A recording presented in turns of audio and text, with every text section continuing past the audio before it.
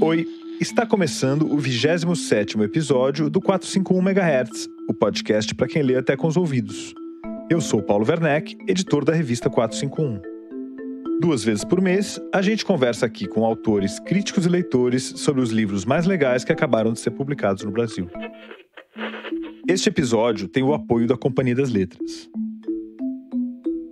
Na madrugada do dia 27 de dezembro de 1968, 2 semanas depois de o governo decretar o AI-5, Caetano Veloso e Gilberto Gil foram presos sem nenhuma justificativa. Em O Narciso em Férias, volume avulso do capítulo homônimo de Verdade Tropical, Caetano Veloso relata o impacto brutal que os 54 dias vividos no cárcere deixaram em sua vida, não apenas pela dimensão política, mas também pela perspectiva psicológica e artística. Esta edição inclui uma seção com registros do processo aberto pela ditadura militar contra o cantor e compositor. Esses documentos ficaram guardados no Arquivo Nacional e foram revelados ao artista pela primeira vez 50 anos mais tarde, em 2018. No texto inédito de apresentação, Caetano anuncia: "Este, que é meu escrito a que atribuo maior valor, entra na cena atual da vida política brasileira de modo abrasivo."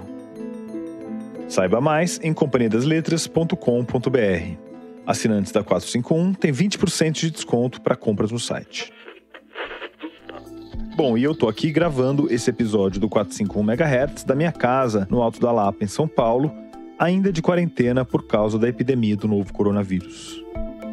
E já que esse é o primeiro episódio do mês de outubro, eu queria falar sobre a nossa edição especial Infanto-Juvenil, que acabou de ficar pronta e já está sendo distribuída nas bancas, livrarias e também na casa dos assinantes. Como já virou tradição, todo ano em outubro a 451 publica essa edição especial com uma seleção dos melhores livros para crianças e jovens que saíram ao longo do ano.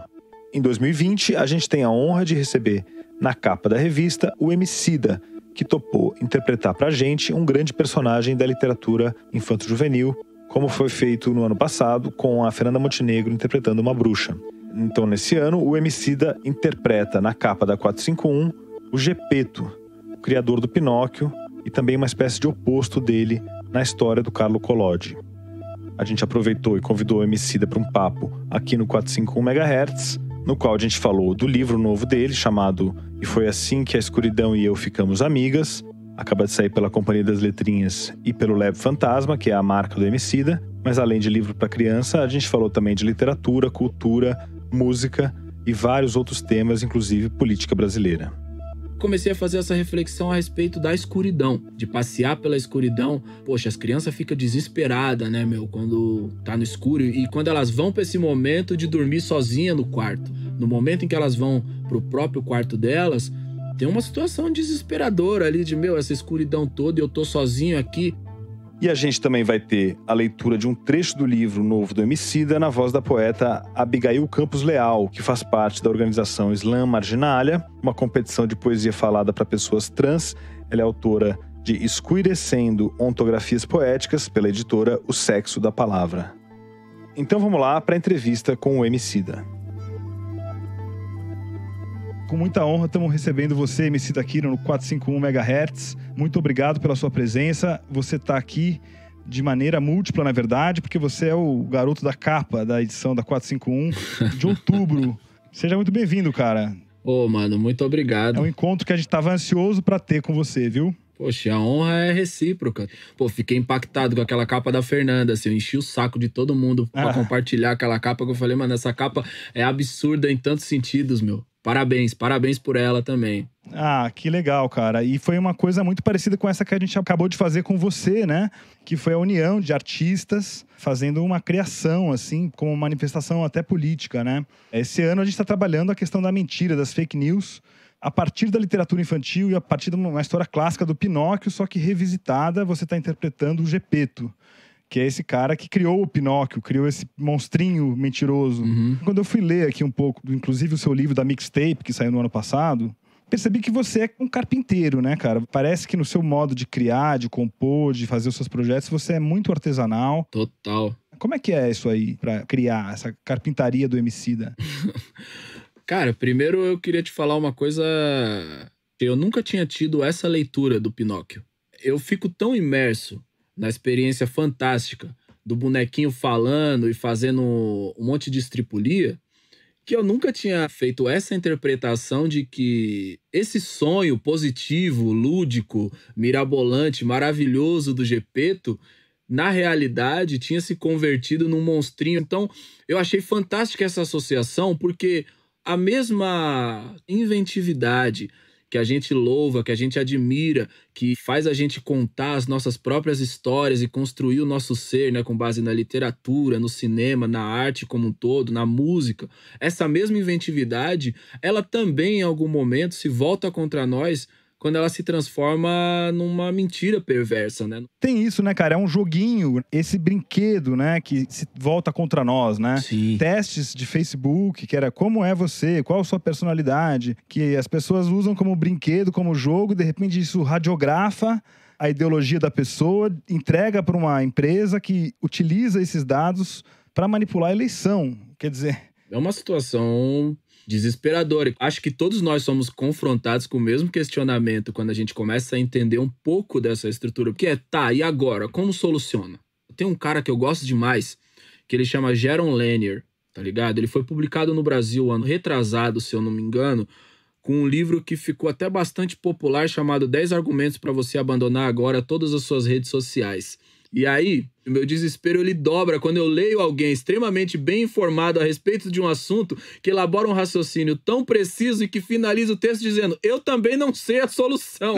É o que acontece no livro dele. Não, mas cara, você tá no debate. Primeiro, você não deletou as suas redes sociais. Você tá interferindo no debate brasileiro, né? E o seu livro fala dessa questão da solução, né? O Sim. livro que tá saindo agora pela Companhia das Letras, numa coedição com a Leb, é isso? O seu império cultural está incluindo o mercado editorial agora? Eu acho que a gente é apaixonado por contar histórias, né? Eu acabei de receber uma notícia ali que eu tô concorrendo no Prêmio Multishow. E aí uma menina me perguntou, né, numa live: como é pra você ser indicado a cantor do ano? Não pude não fazer uma associação com o que o Wilson das Neves falava. Ele falava: cantor é o Pavarotti, eu sou um contador de história, entendeu?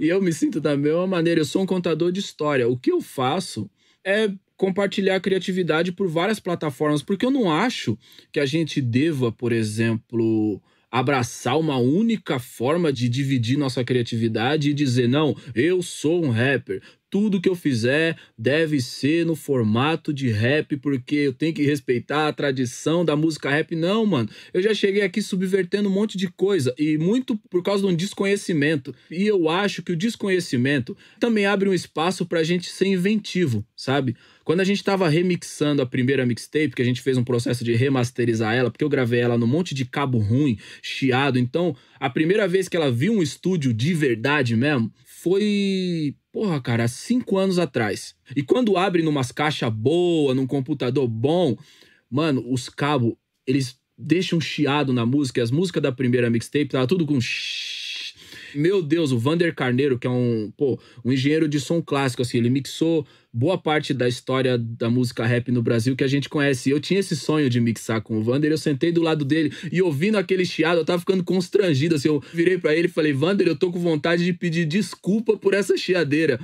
E aí ele falou uma coisa que eu guardei pra minha vida, que foi: Emicida, a limitação muitas vezes é libertadora. Então, às vezes, você não tem o conhecimento tradicional para chegar num determinado ponto, e isso te obriga a ser inventivo de outra maneira, sacou?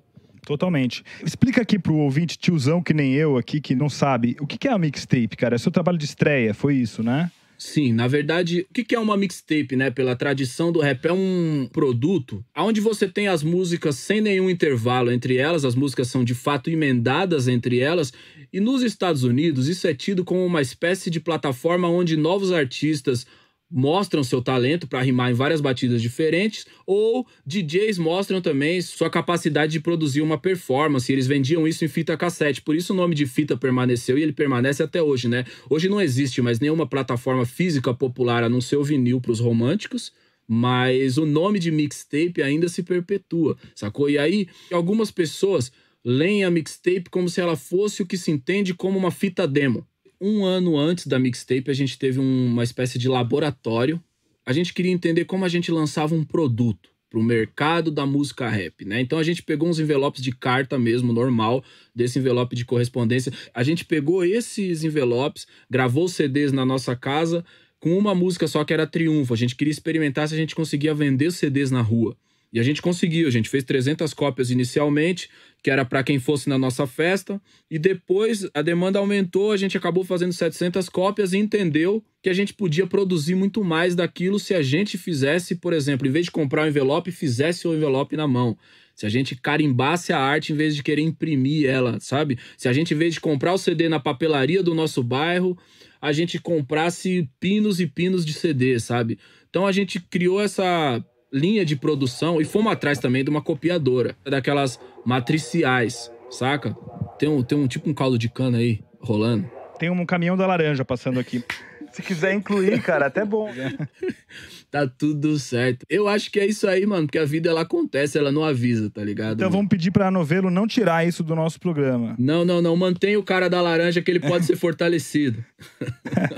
Um oferecimento caminhão da laranja. Oferecimento Queiroz. Mas manda ver aí, quero saber aí do... Ah, sim. Então, a minha leitura da mixtape, principalmente sobre a nossa, ela é diferente da fita demo. Porque ela não tem a ver necessariamente com você querer ser fisgado por alguma estrutura maior da indústria. Não, a gente fez dessa maneira porque a gente já tinha, de alguma maneira, um plano, um modelo de negócio mesmo que a gente visualizava e que era possível de ser construído. E se a gente tivesse sido fisgado, cedido a esse assédio do mercado que ele começa a aparecer nesse momento da primeira mixtape, talvez a gente não tivesse conseguido construir a história tão maravilhosa que a gente construiu na última década, sacou? Então a mixtape, ela foi esse primeiro passo. Realmente, inclusive esse livro que conta a história da mixtape, é impressionante a quantidade de textos que tem de gente da área toda cultural falando de você. O próprio Hélio de la Penha, né? Eu não imaginava que ele acompanhasse. Parece que ele foi jurado numa batalha que você foi, é isso? Cara, o Hélio, ele foi uma pessoa muito especial na minha vida e pouquíssimas pessoas sabem disso. Que legal. Porque eu fui fazer uma batalha no Rio de Janeiro. Como qualquer outro cidadão brasileiro sem acesso a outros meios de entretenimento, eu assistia toda terça-feira à noite o Cacete Planeta também, com a minha mãe. A gente dava muita risada assistindo o Seu Creyson, Chocolate com Pimenta. Quando eu fui fazer uma batalha no Rio de Janeiro, olha que coisa louca, o Hélio e o Mushebab, que era o produtor musical do Cacete Planeta, estavam na plateia. Ficaram fascinados com aquilo e eles vieram falar comigo. E eu tava numa pindaíba desgraçada ainda, porque isso é antes da mixtape ser lançada, antes da gente ser de fato um artista mais popular, começar a se popularizar e começar a ter esperança mesmo de viver, de fazer música. Então, uns 2 anos antes dessa popularização começar a acontecer, o Hélio e o Mu vêm até mim e me perguntam se eu não quero fazer umas vinhetas do Cacete Planeta fazendo freestyle. Que demais, cara. Mano, e aí eu fiz essas vinhetas do Cacete Planeta, puxa, e aquilo salvou minha vida, mano, porque aquilo me ajudou a ganhar um dinheirinho. E aí eu consegui ficar fazendo música, porque quando eu ganhei R$800 por uma rima, aí eu fiquei maluco, mano. Eu achei que eu tava milionário. Eu paguei a laje da minha mãe. Tipo, agora já era. O Jay-Z que se segure. Eu acho que o Hélio e os caras, através do humor, eles fizeram a gente olhar de uma outra maneira para um monte de situações. E acho que a gente também tem que entender o contexto que o Brasil vai construindo à medida que os discursos a respeito da igualdade racial vão se solidificando. E se a gente pegar, por exemplo, o contexto no qual o Machado de Assis contava história e o contexto no qual eu conto histórias, entende? Eu posso reivindicar a minha negritude de uma outra maneira por causa de uma construção de mais de um século que divide a gente. Como é que você enxerga aí o Machado de Assis? Essa questão tá muito forte, né? A reivindicação da negritude do Machado, né? Eu acho que sim, e acho que outros autores também vão passar por um processo semelhante, né? Acho que o próprio Mário de Andrade vai ser uma figura que vai se transformar cada vez mais em uma referência para essa juventude, porque isso também acabou acontecendo comigo, né? Nos últimos tempos, inclusive, eu tô redescobrindo o Mário de Andrade porque são coisas que eu não fui conectado no momento em que a minha cabeça estava fervilhando tanto no momento em que eu era estudante. Eu sinto que muito das análises antigas do Brasil me foram roubadas porque a literatura me foi oferecida de uma maneira muito elitista, saca? E eu senti de alguma maneira que aquilo não me pertencia. Uma vez o Sérgio Vaz falou um negócio muito louco que encontra muito eco dentro de mim. Ele falou o seguinte, mano, quando eu comecei a gostar de poesia, eu achava que pra ser poeta você tinha que estar morto, sabe? Olha que barato louco. E eu tinha essa mesma relação com a literatura. A biblioteca mais perto da minha casa era na Orbal Fontes, ali em Santana. Tem uma biblioteca lá ainda. E olha que loucura, né? A gente ia até a biblioteca, conhecer literatura, mas o segurança colocava nós pra fora, ficava seguindo nós, tá ligado? Aí, tipo, você tem uma situação extremamente desconfortável e isso faz com que você não queira retornar naquele lugar. Sacou, mano? Depois a gente descobriu uma gibiteca que ficava na Avenida Paulista também, que depois mudou de lugar, aí ela não existia mais, mas a gente também passava pelo mesmo problema, né? Tinha meio que acionar um timer, assim, porque sempre tem um tempo até a hora que o segurança dali ia vir, tipo, porra... Cara, isso é chocante, porque a gente pensa que, não, a biblioteca não é adequada pra receber as pessoas, a gente acha que é porque a luz é feia, ou porque a mesa é velha, mas na verdade é porque o segurança expulsa o cidadão, né? Sim. Você sabe que uma das coisas que mais me fizeram sacar o problema atual do racismo no Brasil foi uma postagem sua. Ah, é? Uma vez no Facebook, quando você escreveu que você não conseguiu pegar um táxi depois de sair de uma reunião do Sesc. Você estava com um amigo e nenhum táxi parava, não tinha Uber na época. Que loucura, cara. E naquele dia eu percebi que era muito mais do que você ser agredido verbalmente ou ser olhado com um olhar torto. É você não conseguir pegar um táxi depois de uma reunião de trabalho. E é uma situação... Porque na primeira vez você dá risada. Você pensa, tipo, caramba, o cara não quer ganhar dinheiro. Na segunda vez, você dá risada, mas... E aí você já faz a associação de que existe um porquê daquilo acontecer. É triste também como isso fica marcado na gente, tudo quando volta parece que aconteceu ontem. Não é uma questão de você ter dinheiro para pagar. Não é uma questão de você se vestir de uma determinada forma, não. Existe uma questão aqui que ela implica diretamente em podar o seu direito de ir e vir, de circular pela cidade. E durante muito tempo, a gente ficou retraído na nossa quebrada, achando que o mundo não pertencia a gente, justamente para tentar se proteger desse tipo de constrangimento. Várias outras vezes, a gente estava circulando em lugares que não eram entendidos como lugares que eram nossos, e, pô, a gente foi extremamente humilhado, assim, inclusive pela polícia, sacou? Teve uma vez, inclusive, que eu e o Evandro, talvez tenha sido a abordagem policial que a gente ficou mais desesperado na nossa vida, porque...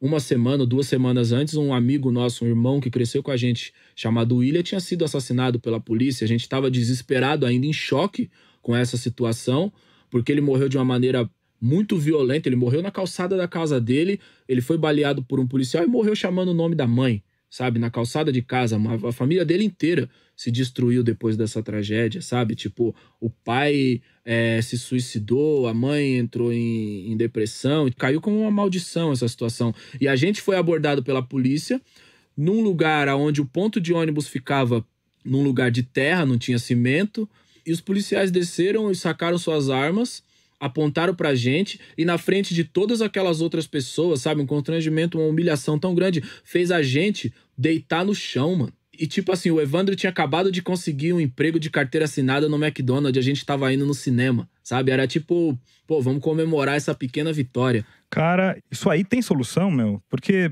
desculpa, é impossível, deve ser impossível viver dessa maneira, né? É impossível, não é, porque a gente desenvolve uma resiliência, a gente resiste, a gente sobrevive.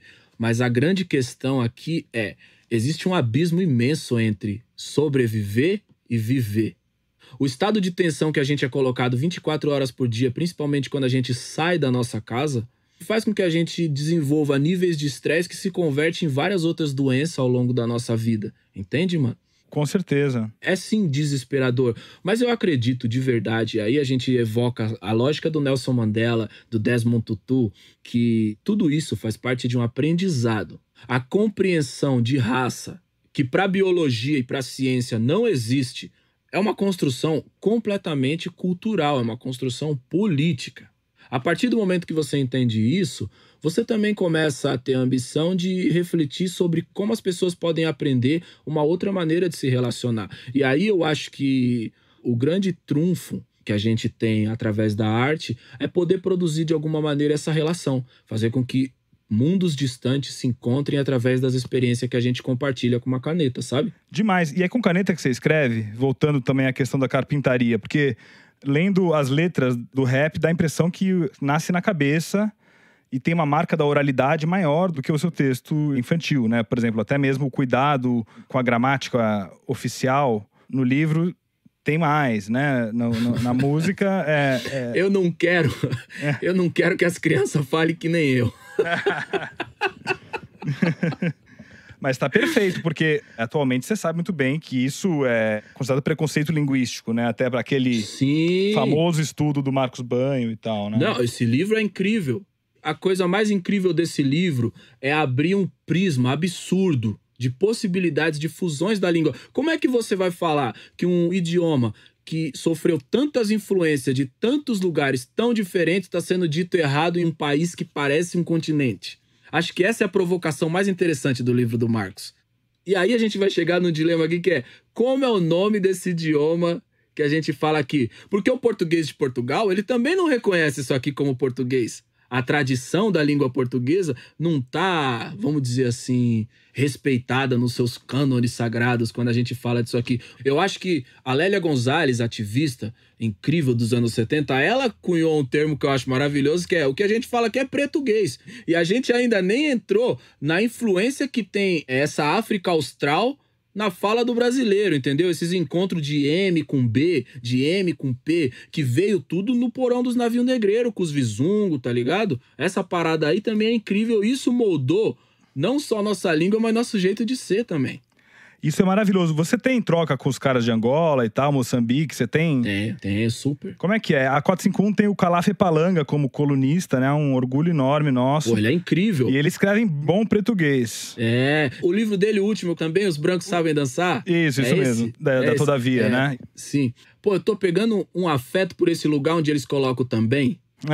E no começo da frase, não faz sentido nenhum pra nós o também tá lá no começo da frase, tipo, fica meio fora do lugar. Tô lendo aquele livro do Mário de Andrade, Aspectos do Folclore Brasileiro, né? E tem um texto da Ângela Grillo, se não me engano, que é uma grande especialista em Mário de Andrade, e ela fala que algumas correções foram feitas para que os leitores compreendessem um pouco melhor, com exceção da expressão desque, que tá entre aspas, o desque, que significa desde que o Mário ele gostava dessa expressão porque ela mostrava que a língua escrita precisava fazer justiça à língua falada.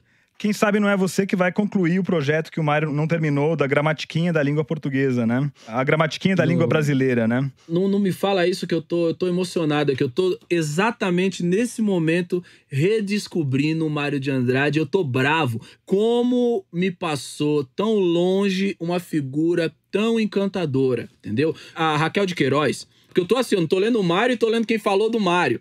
Mano, tem um texto dela onde ela descreve o significado de Macunaíma perante as elites da época. E a reação que se tem é muito semelhante à reação que se tem à música rap no meu tempo. Até porque é uma rapsódia, né? O Macunaíma é uma rapsódia, é o gênero literário, né? Um rap. Sim. Brincando, assim. E acho que passa também por aquele lugar onde você colocou o Hélio de la Penha, que é o seguinte: a única maneira de refletir sobre as mazelas do Brasil é de uma maneira pomposa e séria? Não. Eu acho que ele se debruça sobre grandes tragédias da nossa realidade ali, e ele tem uma coisa que eu relaciono muito com uma passagem que tem no livro, mano, que chama Escravos, de um professor africano. Não me lembro agora o país dele, mas o nome dele é Kang Nialen. Ele tem um livro Escravos, é um romance que ele conta a travessia de um cara que era um xamã no país dele, ele vem até o Brasil e ele participa da revolta dos malês, e ele fala de um momento onde dentro do porão do navio negreiro era tão desesperador, mas tão desesperador, que existiam pessoas que davam risada daquilo. Davam risada como, meu Deus, essa situação é enlouquecedora. E eu entendo essa camada de humor do Macunaíma como esse riso do porão do navio negreiro, entende? Então, a forma como o Mário se debruça em cima dessa contradição, ele lança a mão de uma série de estereótipos extremamente populares, principalmente à época, e a minha parte, que enche meu olho de água mesmo, que eu penso que de fato é isso que acontece, o Macunaíma é uma figura que ele nasce escuro e quando vem para São Paulo ele clareia, e não só clareia, como esquece o seu nome.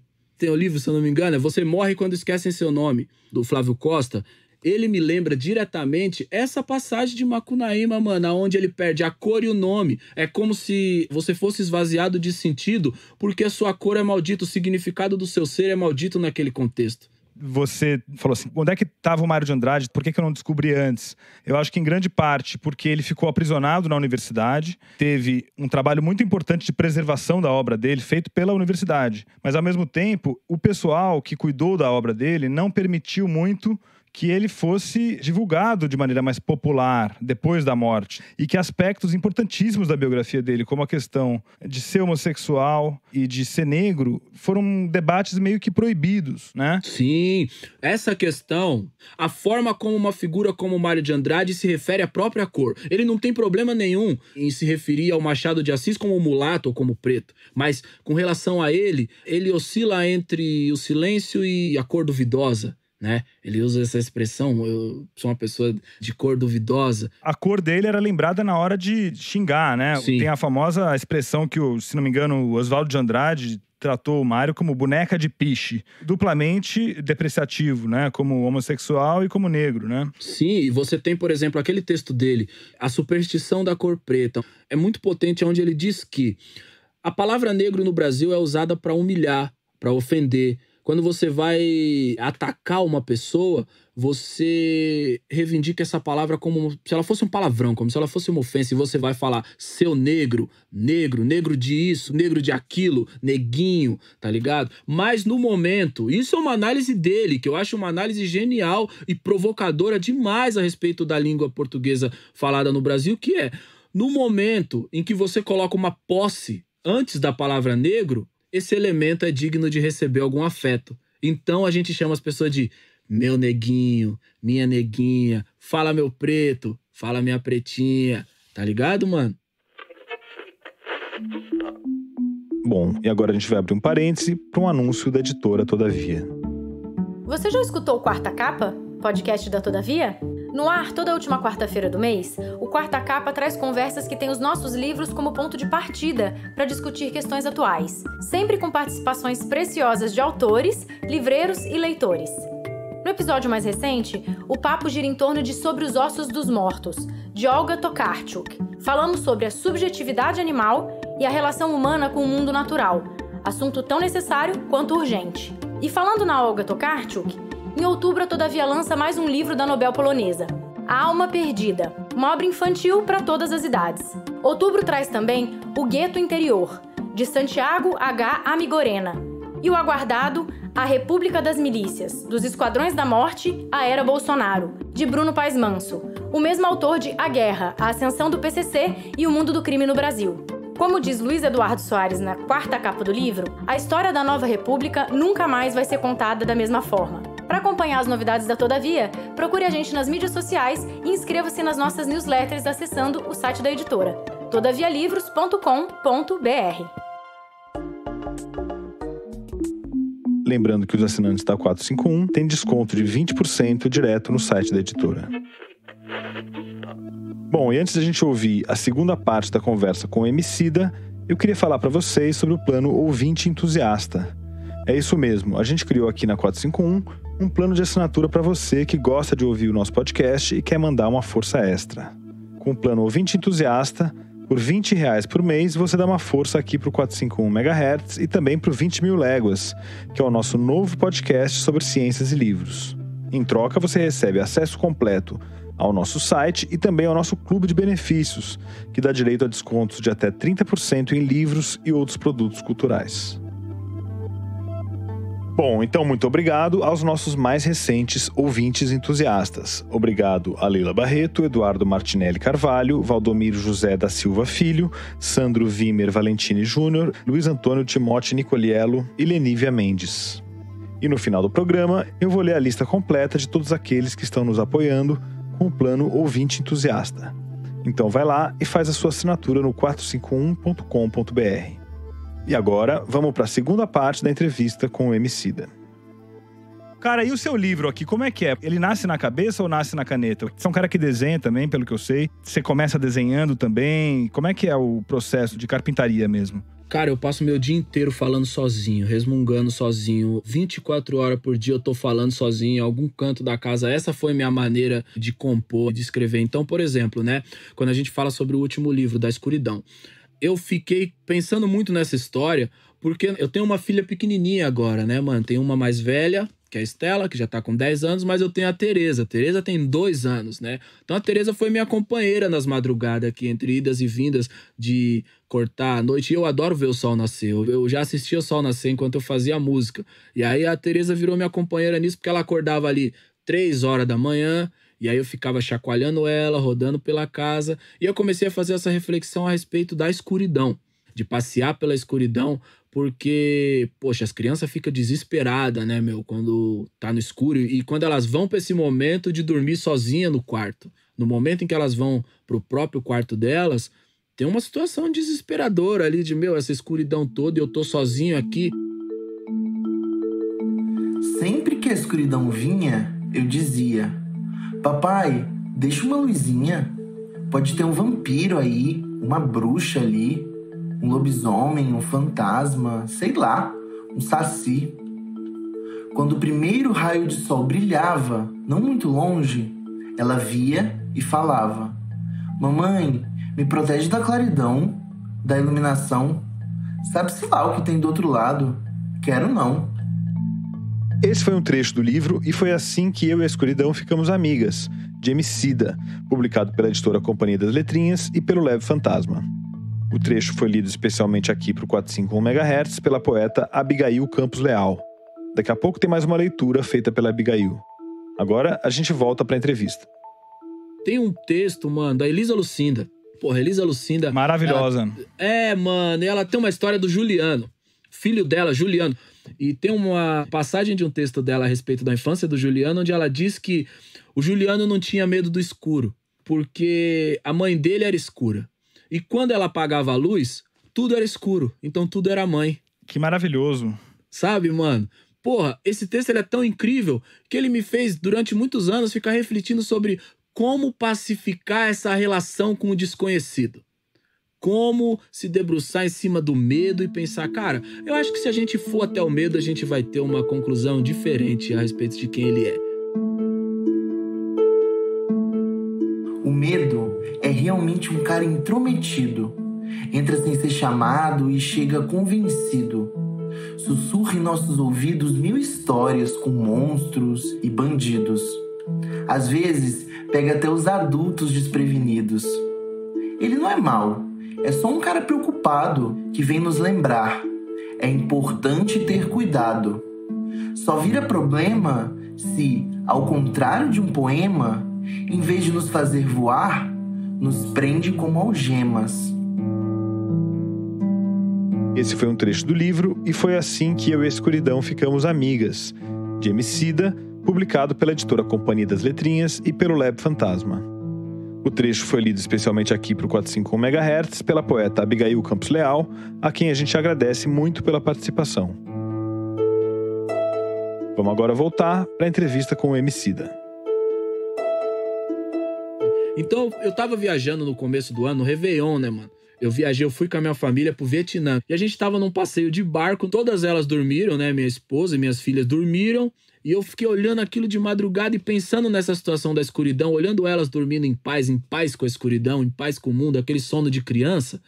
E aí eu peguei uma caneta e um papel e comecei a escrever. E é isso que acontece. Se eu tô na minha casa, às vezes eu sou meio hipster, eu tenho uma máquina de escrever aqui, eu gosto de escrever na máquina de escrever. Mano, eu gosto demais. Eu tenho uma coleçãozinha aqui, eu tenho uma, inclusive, que é rara. Eu comprei uma no Chile. Mano, comprei uma máquina de escrever que ela tem 100 anos. E eu gosto de escrever na máquina de escrever também por uma coisa, né, mano? A máquina de escrever não tem notificação. Eu acho que quando eu escrevo no celular, não é sério. Eu acho que tudo que eu escrevo no celular é molecagem. Agora, a máquina de escrever eu acho sério. Até o próprio computador eu acho sério. Mas a minha favorita é sempre escrever na mão, mano. Escrever na mão de caneta. Então você deve adorar aquela música do Saltimbancos Trapalhões, da Pousada do Bom Barão, que é toda ritmada com máquina de escrever, né? Do Chico Buarque, né? Aquela... Onde quer que esteja, meu caro barão. São Brás o proteja, o santo dos ladrão. É muito boa essa, porque ele consegue usar a questão dos acentos da máquina até como forma poética, né? Sim, a rítmica do bater das teclas, sabe? A sonoridade delas. De repente, a tecla que tem uma letra menor consegue ter reverberado de um jeito diferente, esquisito. Umas tem mais grave, outras tem menos grave. Tudo isso aí abre caminho pra fazer um monte de coisa. Mas isso é viagem nossa também. Isso mano, dá pra ir embora. Dá pra ficar viajando nisso aí. Mas como é que é, cara? Você então escreve em quantas vias? Em papel carbono também, não? Não, calma. Eu escrevi em uma. Não chega nesse ponto. Não, eu escrevi em uma. Nesse último disco, o pessoal da firma pagou os pecados. Porque nesse eu mandei as letras datilografada. Então eles tiveram que escrever lá. Porque eu fui fazendo, fui criando. Quando chegou a hora de entregar as letras pra eles organizar lá o projeto, aí eles falaram, pô, manda um e-mail. Aí eu peguei, tinha um calhamaço de folha aqui, eu falei, puta, um e-mail vai ser foda, hein? Aí eu mandei as folhas. Raíssa, que trabalha com a gente, a Raíssa é um anjo. Ela olhou o calhamaço de folha e falou, valeu, vou resolver. Mas em algum lugar ali do imaginário dela, ela deve ter dito, desgraçado, mano. Você não viu o que o Steve Jobs inventou pra te ajudar? E na Companhia das Letras, como você fez pra entregar os originais? Ali eu trabalho mais mandando os textos. Ali eu não mandei a datilografia. Ali eu mandei um e-mail mesmo. Mas pode mandar, viu? Pode mandar, porque você sabe que é o grande... o grande tradutor, Modesto Carone, que é tradutor do Kafka, ele mandava as traduções dele em cadernos à mão a lápis. Cópia única. Chegava na editora, aí tinha que uma pessoa ir lá e digitar. Então pode mandar, viu? Pô, os caras vão gostar de você pra caramba depois que chegar o próximo. Isso é problema deles. Aqui eu sou imprensa independente. É isso aí, meu mano. E tem essa coisa também da caligrafia, né, mano? De quanto a caligrafia fala. Eu tenho um bilhete aqui do Jair Rodrigues, sabia? A gente fez um show dele com o Rael lá no Teatro do Sesc Pinheiros. E aí eu tava conversando com ele no backstage, a gente falou, vamos fazer umas coisas. Só que a gente saiu porque a gente foi fazer uma turnê na Argentina. E ele faleceu nesse fim de semana que a gente foi fazer uma turnê na Argentina. Esse bilhete eu tinha deixado em cima da minha mesa porque eu falei, assim que eu voltar, eu vou ligar pro seu Jair pra gente fazer um som. Quem que é o cara que você tem que chamar pra fazer um trabalho, então? Já que o Jair, você ia ligar, não deu tempo. Quem é o cara que você tem que ligar semana que vem? Que você tem vontade de trabalhar? Tô no meio de um sonho agora, sabia? Porque, para além das coisas que eu tenho feito pra mim, eu também tô junto com o Marcos Preto elaborando um disco da Laíde Costa. Que maravilha! É, mano, e eu tô muito empolgado com isso. Eu tô realizando um sonho, não só porque eu tô podendo atuar junto com uma das vozes mais incríveis que o Brasil já teve, mas também porque a gente tá com música ali, ó, do Ivan Lins, do Marcos Valle, do Francis Raime, da Joyce, do Ginga. Eu tô tipo uma criança num parque de diversões. Que isso, cara? Isso é time dos sonhos, é? Sacou? Eu tô no meio do time dos sonhos. E aí o Caetano também me deu um salve e falou, escreve alguma coisa aí e me manda que eu vou musicar. Opa. Mas aí, olha o tamanho dessa responsa. Mas, ó, o que eu queria saber é o seguinte, como é que tá a experiência de ser escritor? Agora você tá na Companhia das Letras, que é um grupo multinacional, super importante, um canhão, né, do ponto de vista de divulgação. Como é que é, cara? Chegou no mainstream, né? Vamos dizer, não é mais underground, ou é? Você se preocupa com isso, não? Cara, a única coisa que eu me preocupo nessa parada de fazer uma transição e ser visto como escritor é que agora, quando eu vou na reunião de pais da minha filha, eu falo que eu sou escritor, não falo que eu sou rapper, que me coloca em outro lugar. Mas eu tô muito feliz, mano. Eu tô muito feliz porque eu também tenho aprendido muito. Pois é, cara, mas é a importância de ser profissional, né, cara? É, o que eu falo do aprendizado é isso, mano. Quando eu tenho a chance de colaborar dentro de outras estruturas, eu amo fazer isso, né? Eu já pude ajudar na composição de letra para uns projetos da Globo, para umas empresas gigantonas, assim. E agora, trabalhando junto com a Companhia das Letras, isso me traz um aprendizado muito grande de estar dentro do modus operandi que não é o nosso. É muito bacana ver um time inteiro debruçado em cima de um projeto e empolgado para fazer o mundo inteiro mergulhar dentro daquelas histórias. Então, pra mim, tem sido um aprendizado imenso. A verdade mesmo, mano, é que eu amo escrever. O meu sonho era ser escritor, desenhista de história em quadrinhos. Esse sonho não deu pra eu realizar quando eu era moleque. Eu tô correndo atrás desse prejuízo até agora. Quem me levou de volta pra dentro dos livros? Primeiro, eu li um livro da Maya Angelou que fala da relação dela com a mãe dela, né? Chama Eu e Mamãe e Eu. Aí eu fui atrás da Conceição Evaristo, porque eu tava devendo a Conceição Evaristo, tá ligado, mano? Aí eu me emocionei demais, porque Poxa, mano, ler Conceição Evaristo parece que eu tô conversando com ela no muro de casa, mano. Eu acho uma coisa divina descobrir o mundo pelo olhar da Conceição Evaristo. Genial. Cara, e como você tá lidando com a quarentena com seus filhos? Como é que tá isso aí? Mano, suave, não, porque as crianças, principalmente, elas estão bastante inquietas agora, né? A minha filha agora começa a falar, né? Tipo, a escola perguntou pra ela, como você tem lidado com a situação da pandemia? No imaginário dela de criança, ela pensou assim, bom, eu não vou mais precisar ir pra escola, vou ficar só em casa. A resposta dela foi, no começo eu achei que ia ser legal, mas agora já tá muito chato. Mas elas estão segurando a onda, principalmente a de 10 anos, né? A de 10 anos consegue ter uma percepção um pouco maior e eu vejo o grau de intensidade porque isso se manifesta na de 2, entendeu? Por exemplo, passa um carteiro na porta e a gente tá olhando o mundo da varanda. Ela dá um grito, mano. Ela tá querendo tanto encontrar com outras pessoas que ela dá um grito da varanda e fala pro carteiro, oi, senhor carteiro! E aí o carteiro fica aqui, tipo, dando tchau pra ela na rua. E ela tá sentindo esse desejo, mano, de encontrar outras pessoas que não seja eu, a mãe e a irmã, entendeu? Mas a gente tem sido muito parceiro um do outro aqui dentro, entendeu? Tinha uma frase do Sabotagem que eu acho incrível, né? Ele falava numa música, é triste como às vezes precisa vir uma coisa ruim pra unir a gente, sabe? Você falou do Sabotagem, é um cara que é importante pra você, né? Super. Você conheceu ele? Só de vista, infelizmente. Mano, nunca cheguei a conversar com ele. Vi o Sabotagem num show, mas não tive a oportunidade de me aproximar dele, de conversar com ele. Até porque naquela época eu era um ilustre desconhecido, né? Ele era o grande artista. A morte do Sabotagem significou muito mais do que a morte do Sabotagem, né? A própria cultura hip hop, a música rap perde o expoente maior dela naquele momento e o Sabotagem estava fazendo muitas das transições que a gente foi produzir depois, né? Essa forma de intensificar o rap e o samba, mesclando a rítmica do samba com a rítmica do rap, colocando isso num tipo de arranjo que também conversa com as duas coisas, eram experimentações que não começaram com Sabotagem, mas que foram super intensificadas por ele, sabe? E a gente, de alguma maneira, é fruto desse tipo de experimentação dele. Então, muitas pessoas falam dele como grande cronista da vida preta, da vida pobre, e eu acho que também não pode se perder essa sensibilidade do Sabotagem para ler a alma brasileira, sabe, mano? Para ler a experiência de Brasil de uma forma que também vai com muita tranquilidade pra leveza, pra doçura, pra suavidade, sabe? Maravilhoso. Como é que ele morreu? Conta pra quem não conhece a história, cara. Porque é uma tragédia absurda isso que aconteceu. E um talento absolutamente perdido, né? A gente perdeu ele pra violência urbana, mano. De uma maneira constrangedora. Tipo, o cara foi morto perto de casa, levando a esposa no ponto de ônibus, sabe? Essa violência com a qual o Brasil nem se assusta mais, entendeu? Perder qualquer ser humano dessa maneira já é uma tragédia imensa. Perder um ícone como Sabotagem amplifica isso em 1000 vezes. Sim. Entendeu? E as crianças de rua, um problema que voltou a acontecer, que a gente achava que estava encaminhando, porque eu entrevistei o Paulo Lins pro podcast. Paulo é genial. Maravilhoso. Ele tem esse livro que é muito legal, não sei se você viu, que são 2 moleques que se viram na rua vendendo bala no sinal ali e tal. Ele falou que ele vendia coisa na rua também. E eu perguntei pra ele, o que você diz pra uma pessoa quando você fala assim, não dá dinheiro pra uma criança que vem te pedir no vidro do carro porque tá sendo explorada. E o Paulo falou, cara, isso é absurdo, porque é miséria em cima de miséria. No final, a pessoa tá ali com a mãe, sobrevivendo, se arrastando pela cidade, né? O que você tem a dizer pra isso, cara? O que a gente faz, pessoal da elite, mas da classe média alta, pra abrir o olho aqui, meu?